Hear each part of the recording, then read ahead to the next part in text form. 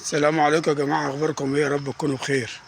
النهاردة هنتكلم عن موضوع شاغلنا كلنا، موضوع كلنا عارفينه وبنتكلم فيه تقريبا كل يوم.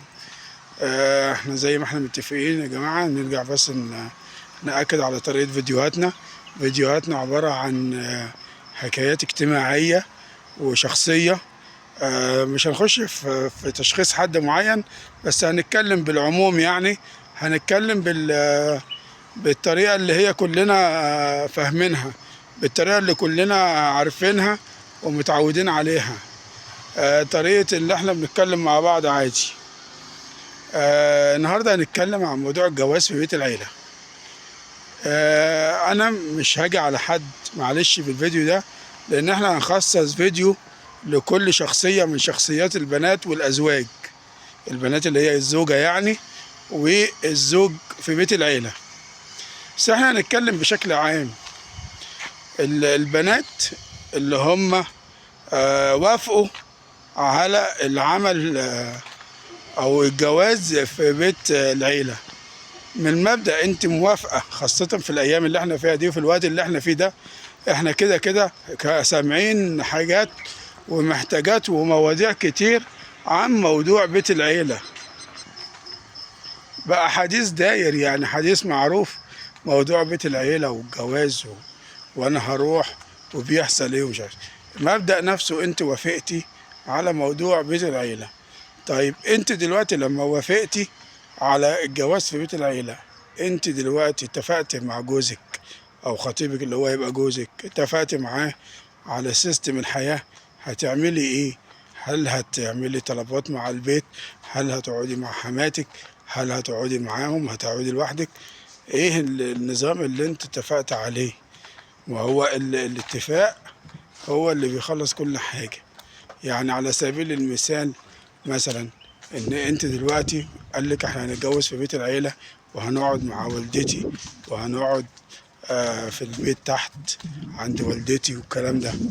طيب السؤال هنا، هل انا هخدم والدتك؟ هل انا هقعد معاها، اعيش معاها، ولا هقعد في شقتي وابقى انزل لها؟ ولا الاتفاق على ايه؟ هو الموضوع كله الاتفاق على ايه.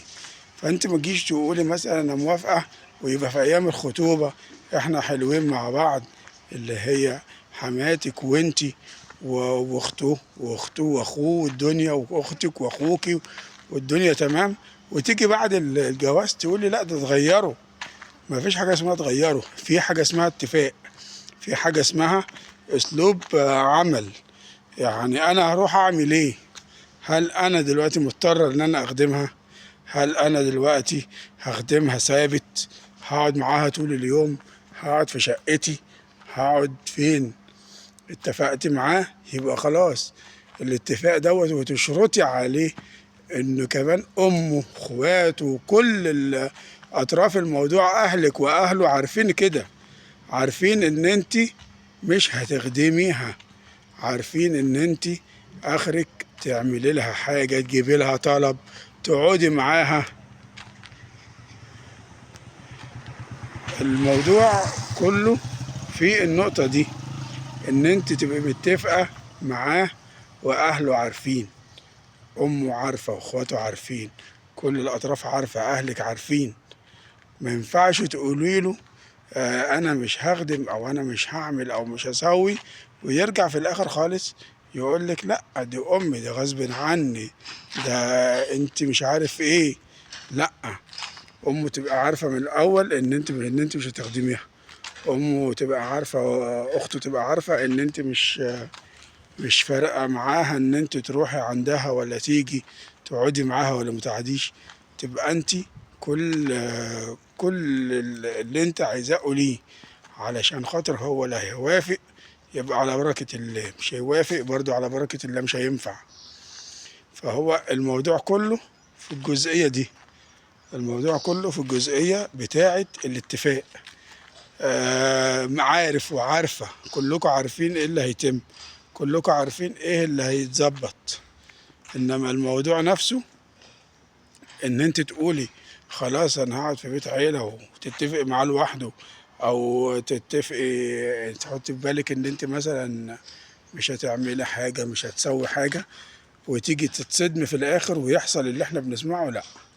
طيب، ده كده لو انت موافقة على بيت العيلة، يبقى احنا كده حطينا الشروط اللي هي تلزمك ان انت عشان تأمني نفسك من الدوشة والمشاكل، ان انت تتفقي معاه على حدود عيشتك في البيت. طيب اتفقت معاه خلاص، تتفقي وهو يعرف اهله وانت تعرفي اهلك، ويبقى المشروطة محطوطة زي ما بيقولوا، الاتفاق سيد الاخلاق. وطالما انتم متفقين يبقى على بركة الله. طيب كده تمام. طيب انت لو مش راضية على موضوع بيت العيلة، لو انت مش راضية على موضوع بيت العيلة، هتعملي ايه؟ هتقولي له اول سؤال تسأليه: هو احنا ان شاء الله محتمل نسكن فين؟ فساعتها هيقول لك ربنا يسهل. يقول له ان شاء الله، بس انت مرتب على فين؟ مرتب الشقة هتكون فين؟ قال لك الشقة في بيت العيلة. فانت بقى من باب وتلت، طالما انت مش راضية، طالما انت مش راضية على طالما انت مش راضية ان انت تقعدي في بيت عيلة، فتقولي له لا، انا مش هقعد في بيت عيلة. فبالتالي الشقة تكون بره البيت. طيب بقى هو ظروفه غصب عنه، انت برضو ظروفك غصب عنك، لانك انت بتمنعي دوشة ومشاكل كتير جدا جدا.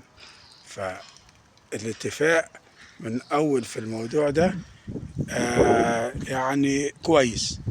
الاتفاق في الموضوع ده كويس.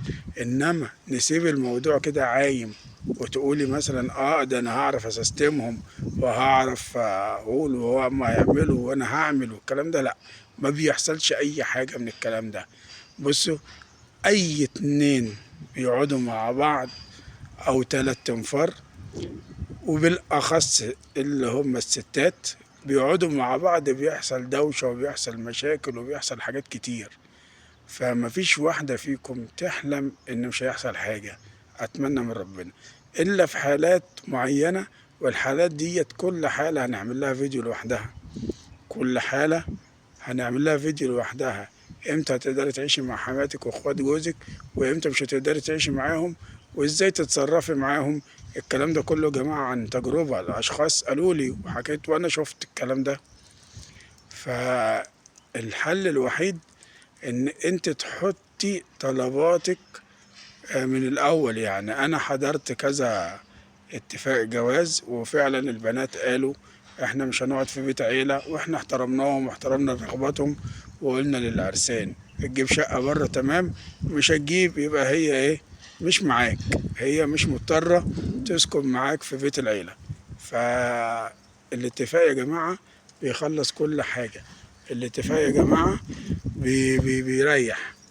ومش اتفاق، ما تتفقيش مع خطيبك بس، خطيبك او جوزك بعد كده بيبقى امه واخواته اولى. مش معقول ان هو هيجي عليهم او هيجي عليك. يعني هنتكلم في الموضوع ده بالتفصيل بس لما نيجي وقت الفيديو بتاعه. بس انا دلوقتي بحب اقول للبنات يا جماعة، الاتفاق والشروط ان انت تقعدي في بيت عيلة لازم تحطيها ببالك. الشروط ان انت تعيشي مع حماتك في الشقة، تحط حدود. تعيشي في بيت كامل، تحط حدود وتتفقي. ولازم يكون هو عنده معرفة واهله عندهم معرفة ان انت مش هتعملي كذا. ليه؟ علشان هم لو مش حابينك او مش حابين الوضع، فخلاص من اولها مفيش نصيب. وكام جوازة اتفركتش بعد الموضوع ده. فاحنا ليه نستنى لما نوصل للجزئية ديت؟ احنا على طول نروح ونتفق ونعرف الدنيا فيها ايه. فرجاء شخصي يا جماعة،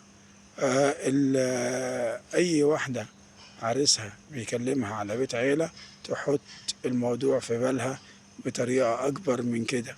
والحلقات اللي جاية هتوضح الحاجات اللي حصلت والمشاكل اللي حصلت وازاي نحلها، وازاي احنا نقدر نتفادى المشاكل ديت من اول الطريق. يعني اتمنى ان كنتوا انتوا استفدتوا، واتمنى ان كل واحد عارف كده يكتب لي تعليق باللي حصل معاه، علشان الفيديوهات الجاية نحطها في الاعتبار، طبعا بدون أسامي يعني. لو انتوا أول مرة تشوفوا الفيديوهات بتاعتنا، يا ريت اشتراك وكومنت على مواضيعنا، تشوف رأيكم ايه، ولايك كده عشان يسعدنا يعني. ولو انت مشترك معانا، اكتب لنا رأيك في الحاجات ديت، وبتحصل ازاي وهتحصل وهنعمل ايه، والله المستعان على ما تصفون. والسلام عليكم ورحمة الله وبركاته.